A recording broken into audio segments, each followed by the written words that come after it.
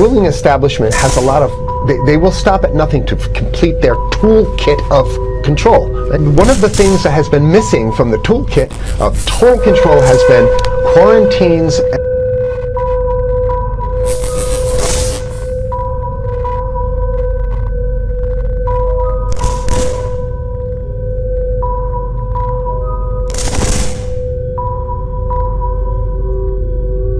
And curfew. It's a more invasive way, and the ruling class needs this. If the ruling class ever saw wide-scale civil unrest, you'd see an Ebola outbreak in America.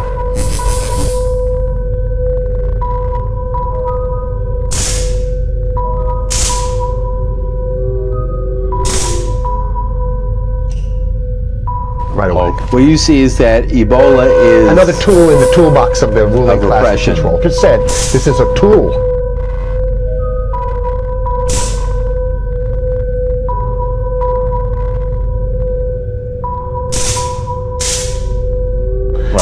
Ebola doesn't just magically start spreading. And then we have this doctors that come back here. The white people, of course, live. All the black people are going to die. Right? It's very possible that these one of these NGOs over there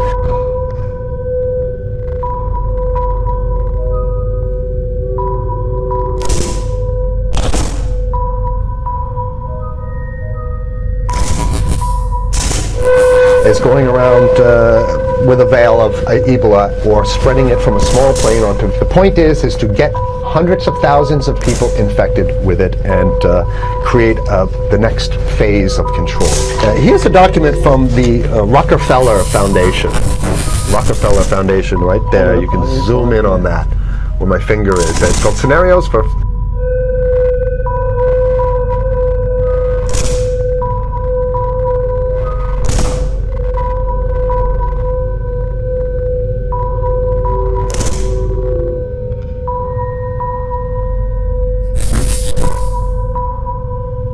For the future international development, the Rockefeller Foundation. It's called Lockstep. Lockstep. I saw the entire system of the United States, including the population, were in lockstep. So the Congress went along, and yes, it was Osama bin Laden, and the people waved their flag and said, I hate, hate, hate, hate, and everything was in lockstep. You know, these are scenario narratives.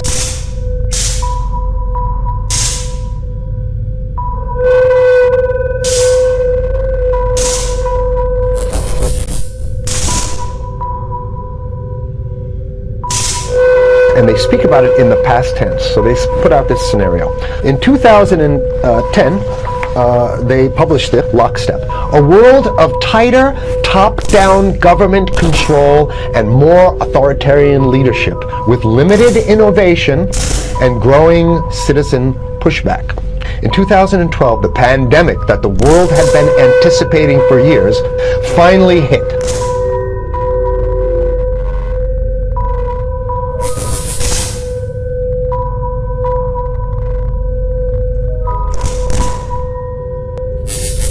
Unlike 2009's H1N1, this new influenza strain, originating from wild geese, even the most pandemic-prepared nations were quickly overwhelmed when the virus streaked around the world, infecting nearly 20% of the global population and killing 8 million in just 7 months, the majority of them healthy young adults.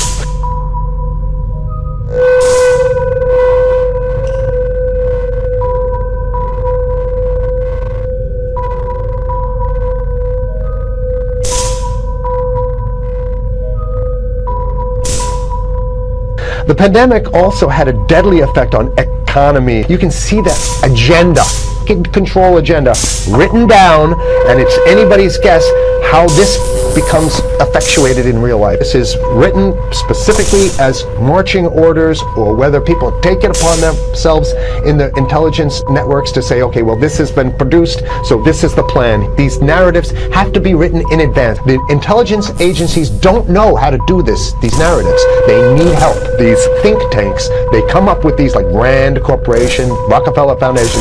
These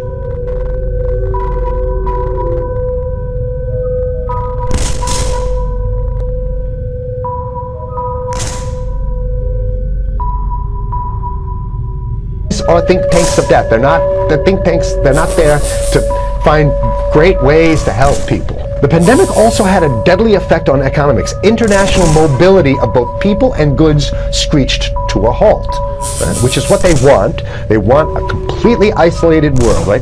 Debilitating industries like tourism and breaking global supply chain. And they want you at home in your house in front of the TV. Then they got you, because once you watch the TV, they own your soul. Even locally, normally bustling shops and offices sat empty for months. The pandemic blanketed the planet, though disproportionate numbers in Africa died.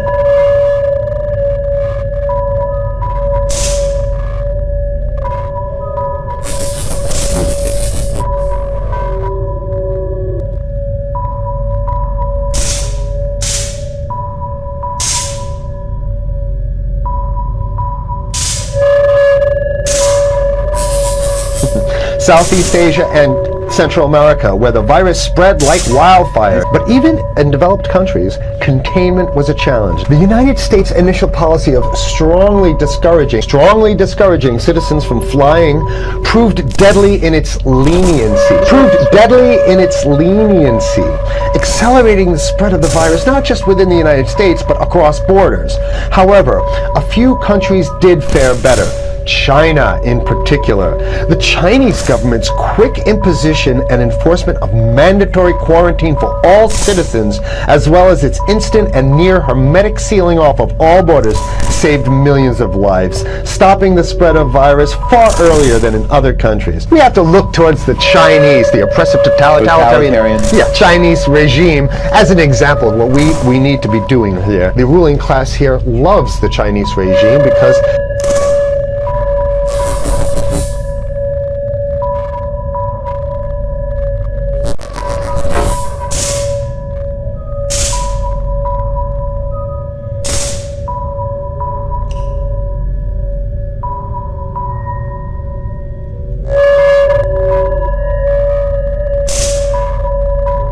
they have demonstrated to the ruling class the most efficient form of capitalism, which is authoritarian capitalism. China's government was not the only one that took extreme measures to protect its citizens from risk and exposure.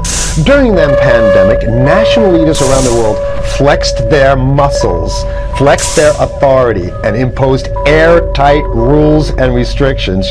From the mandatory wearing of face masks to body temperature checks at the entries to communal spaces.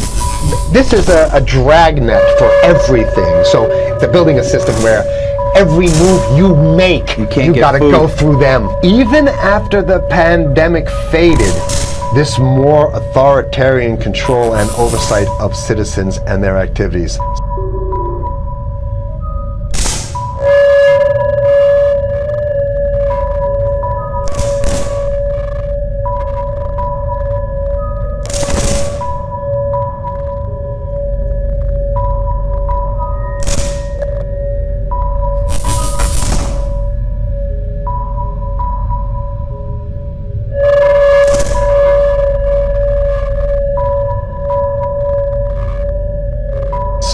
Did that happen already with 9/11? Of course. 9/11 was how many, 14 years ago, and we still have all these draconian rules. So in order to get to a supermarket, you gotta have a body cavity search, and then when there's no more Ebola, well, you know what?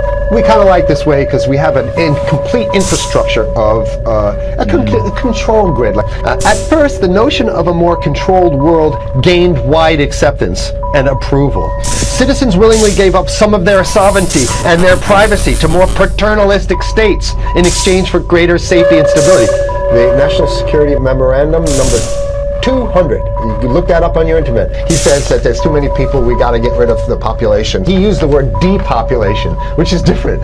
Depopulation means killing people that already exist, and it's to get the minerals. The CDC has a patent on Ebola. So basically, if you want to get a cure for your Ebola, they patented the main strain plus something like 17 other strains of it. So they own it. They want to get more control, and it's going to be curfews and quarantine. Unless the American people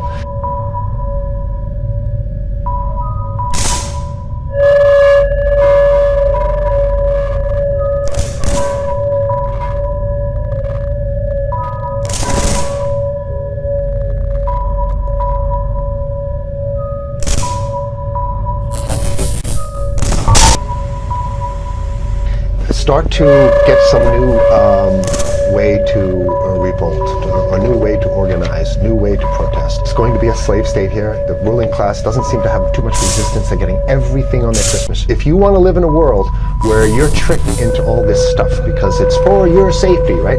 And if you want to have a probe and you make sure you got to check your pockets, make sure you don't have anything incriminating on you before you go out, and when you step out of your house, you want some police there to monitor and see what you're doing. If that's the world you want to live in, be apathetic, don't do anything. You're going to get that world very soon. It's coming your way, definitely. Wake up, learn about it, and go fight these bastards in Washington. They're easy to beat. If we can just organize, we can beat them. It's simple. They're weak, and there's so few of them.